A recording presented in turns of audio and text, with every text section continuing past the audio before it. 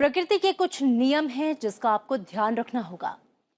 पहला नियम, यदि खेत में बीज ना डाला जाए तो कुदरत उसमें घास फूस से उसे भर देती है। उसी तरह से यदि दिमाग में पॉजिटिव थॉट्स ना भरे जाएं तो नेगेटिव थॉट्स अपनी जगह बना लेते हैं। हमारे मन की सेहत के लिए भी सकारात्मक विचारों की खाद बेहद जरूरी है। इसलिए हम हर रोज लाते हैं मेंटल हेल्थ से जुड़ी खास सलाह। आज मैं बात कर रही हूँ पोस्टपार्टम डिप्रेशन की। मेरे यहाँ हाल में एक केस आया था। एक मदर इन लॉ, एक सास आई थी अपनी बहू को लेके, और वो बहुत ही चिंतित थी। उनका ये कहना था कि जब से उनकी बहू ने एक बच्चा जन्मा है, बिटिया हुई थी, और वो बिटिया 1.5 महीने की थी, वो तब से उनकी जो बहू है बहुत ही डिप्रेस्ड रहती है। उसका किसी चीज़ में दिल नहीं लगता, वो बच्चे को देखना भी नहीं चाहती है। वो कहती है ना मैंने बच्चे को नहलाना है, ना बच्चे के मैंने कपड़े चेंज करने, ना मैंने दूध पिलाना है, मैंने बच्चे को देखना ही नहीं है।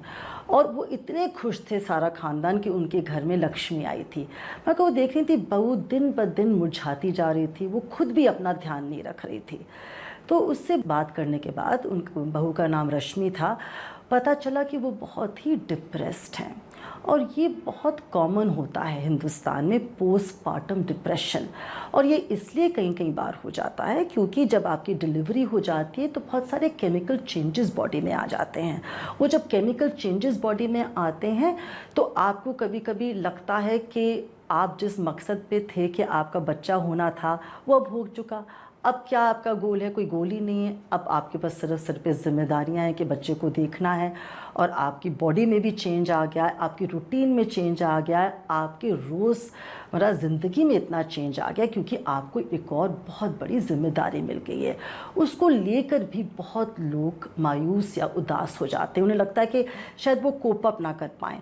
और पहली बार जो माँ बनते हैं उन्हें समझ भी नहीं होती है कि कैसे बच्चे को गोदी में उठाना है या मालिश करनी है, कैसे ध्यान रखना है। उसको लेके भी उससे घबराहट से उदासी हो जाती है।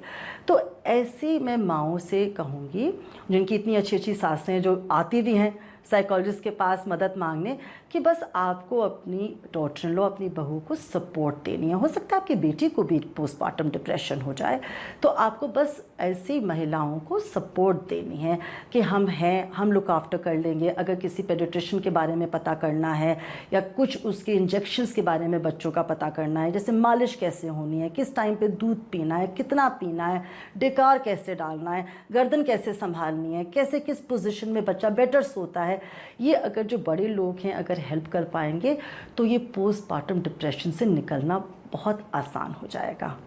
आप अपना और अपने परिवार का ध्यान रखिए।